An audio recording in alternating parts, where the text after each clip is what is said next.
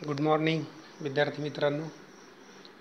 सेतू अभ्यासक्रमाच्या आजच्या भागामध्ये आपण आपले मागे राहिलेल्या चौथा आणि पाचवा दिवस या 2 दिवसांच्या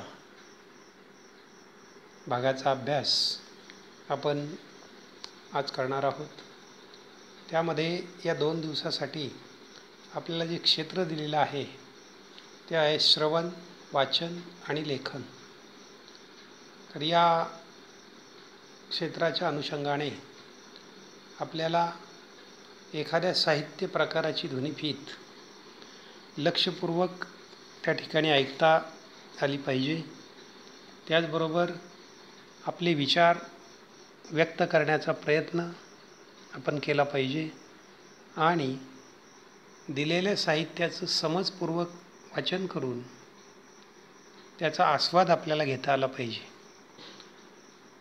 म्हणजे संबंधित साहित्याचा आस्वाद घ्यायचा म्हणजे काय, तर त्या साहित्यामध्ये काय सांगितलेलं आहे हे जाणून घेणे किंवा समजून घेणे म्हणजे त्याचा आस्वाद घेणे.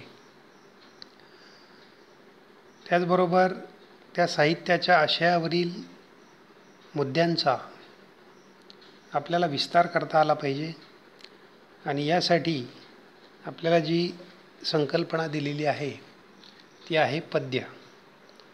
मग या ठिकाणी जाणून घेऊया या मुद्द्याच्या आधारे आपल्याला गद्य आणि पद्य या 2 बाबींमधला फरक आपल्या लक्षात येणं गरजेचं आहे.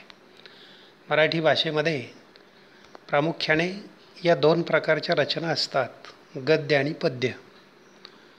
गद्य म्हणजे धडे आणि पद्य म्हणजे कविता. तर यामधला मूळ जो फरक आहे तो म्हणजे गद्याला विशिष्ट अशी लय नसते, ती पद्याला असते.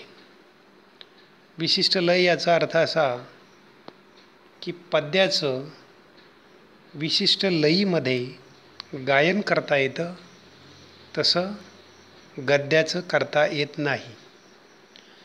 कारण गद्य हे मोठ्या मोठ्या वाक्यांच्या स्वरूपामध्ये, उतार्यांच्या स्वरूपामध्ये त्याचं लेखन केलेलं असतं.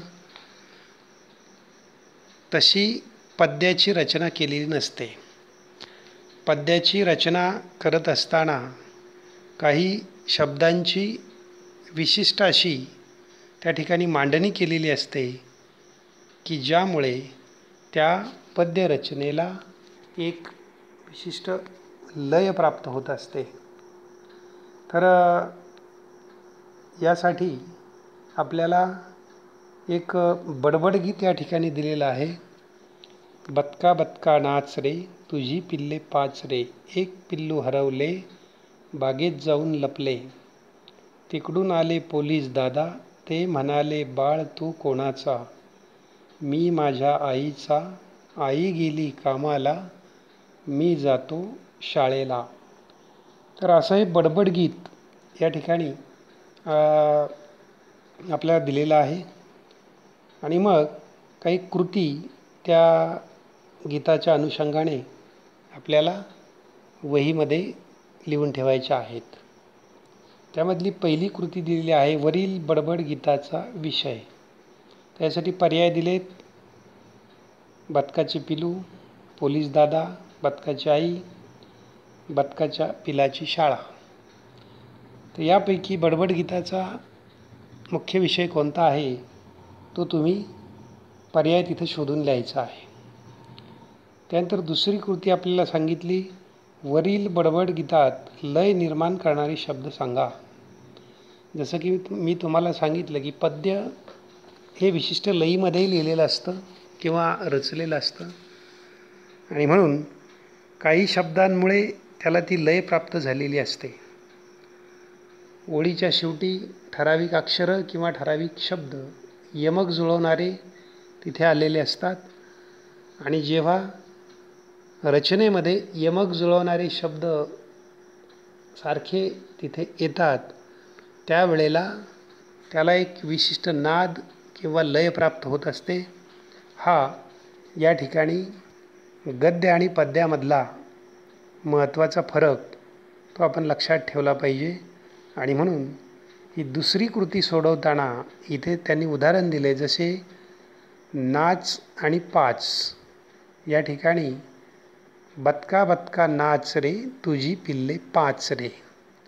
या ओळीमध्ये नाच आणि पाच हे जे दोन शब्द आलेले आहेत त्या शब्दांमुळे एक प्रकारची या गीताला लय निर्माण झालेली आहे. म्हणून अशा प्रकारचे इतर ओळीमध्ये लय निर्माण करणारे कोणते शब्द आलेत ते तुम्ही शोधून त्या ठिकाणी तिथे लिहायचे आहेत. अशी तुमची ही दुसरी कृती होईल.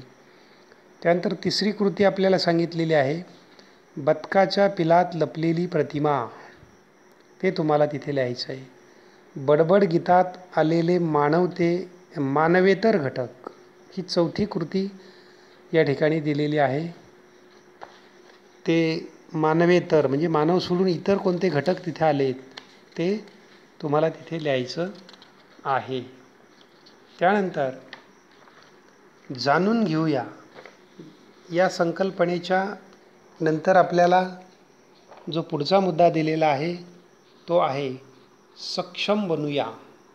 आता सक्षम बनूया या मुद्द्याच्या अनुषंगाने देखील आपल्याला एक कविता या ठिकाणी दिलेली आहे.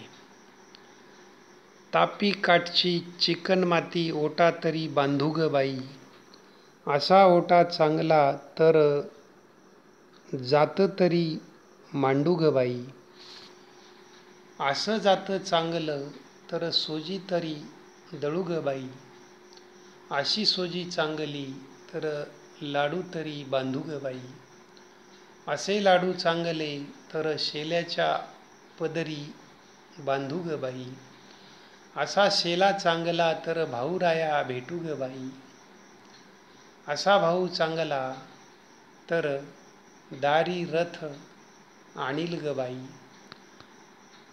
असा रथ चांगला तर नंदी तर जुंपीन ग बाई, असा नंदी चांगला तर माहेराला जाऊ ग बाई, असं माहेर चांगले तर धिंगामस्ती करू ग बाई.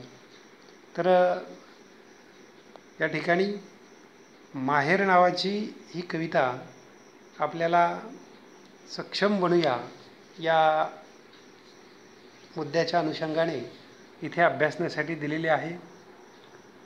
तर इथे आपल्याला काही कृती त्यांनी दिलेल्या आहेत. त्यामध्ये कवितेचा विषय कोणता आहे ते तुम्ही वहीमध्ये लिहायचं आहे. विषयाच्या अनुषंगाने कवितेत आलेले घटक कोणकोणते आहेत तेही तुम्हाला तिथे लिहायचं आहे. त्याचबरोबर जसं आपण मागच्या बडबड गीतामध्ये नाद किंवा लय निर्माण करणारे शब्द कोणते आहेत ती कृती आपण पाहिली, तशीच कृती याही कवितेच्या शेवटी दिलेली आहे. कवितेमध्ये नाद आणि लय निर्माण करणारे कोणते शब्द आलेले आहेत ते तुम्ही तिथे नोंद करायचे आहेत. त्याचबरोबर पुढचा जो मुद्दा आपल्याला दिलेला आहे, चला सराव करूया, या मुद्द्याच्या अनुषंगाने काही कृती आपल्याला सोडवायला सांगितलेल्या आहेत.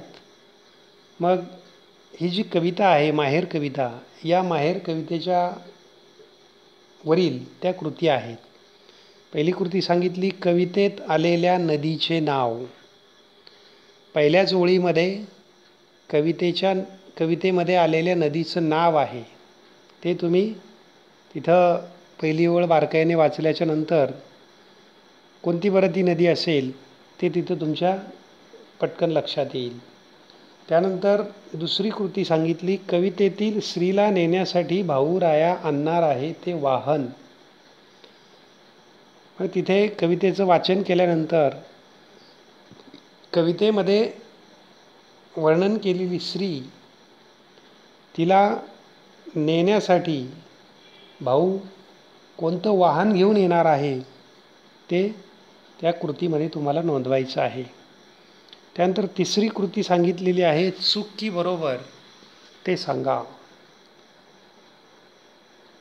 यामध्ये कवितेतील स्त्रीच्या मते माहेरात धिंगामस्ती घालायला मिळते असं वाक्य दिलेलं आहे. आणि मग हे वाक्य चुकीचं आहे की बरोबर आहे ते तुम्हाला या कृतीमध्ये लिहायचं आहे. तर अशा पद्धतीने चला सराव करूया. या मुद्द्यामध्ये या कृती तुम्ही लिहून काढायच्या आहेत. त्यानंतर पुढे तुम्हाला आणखी एक कृती दिलेली आहे. पुढील काव्यपंक्तीचा तुम्हाला समजलेला अर्थ सांगा, लिहा. असा भाऊ चांगला तर दारी रथ आणील ग बाई. कवितेतल्याच या 2 ओळी या ठिकाणी दिलेल्या आहेत. आणि त्या ओळीतून तुम्हाला काय अर्थबोध झाला किंवा काय समजलं ते या कृतीमध्ये तुम्ही लिहायचं आहे. तर शेवटचा जो मुद्दा आपल्याला इथे दिलेला आहे, कल्पक होऊया. म्हणजे या ठिकाणी आपल्या कल्पनाशक्तीला वाव मिळावा यासाठी हा मुद्दा या ठिकाणी दिलेला आहे. तर या मुद्द्याच्या अनुषंगाने वरील कवितेत काही शब्दांच्या जागी समानार्थी शब्द टाका व काव्यात काय बदल होतो तो पहा. आता इथे थोडंसं तुमच्या कल्पनाशक्तीला वाव आहे. कवितेतल्या काही शब्दांच्या जागी त्या शब्दाचा दुसरा त्याच अर्थाचा समानार्थी शब्द तिथं टाकल्याच्या नंतर पुन्हा ती काव्यरचना कशी होते असं तुम्ही प्रयत्न करायचा आहे आणि त्यात काय बदल होतो तो समजावून घ्यायचा आहे. तर अशा पद्धतीने आज आपण 4थ्या आणि 5व्या दिवसाचा जो राहिलेला भाग होता तो समजावून घेतलेला आहे. त्यामध्ये पद्यरचना आणि गद्यरचना यातील फरक काय असतो, पद्यरचनेला कशामुळे लय प्राप्त होते किंवा एक प्रकारचं नादमाधुर्य, एक प्रकारचा नाद पद्याला का प्राप्त झालेला असतो, या गोष्टी आपण आजच्या भागामध्ये समजावून घेतल्या. धन्यवाद.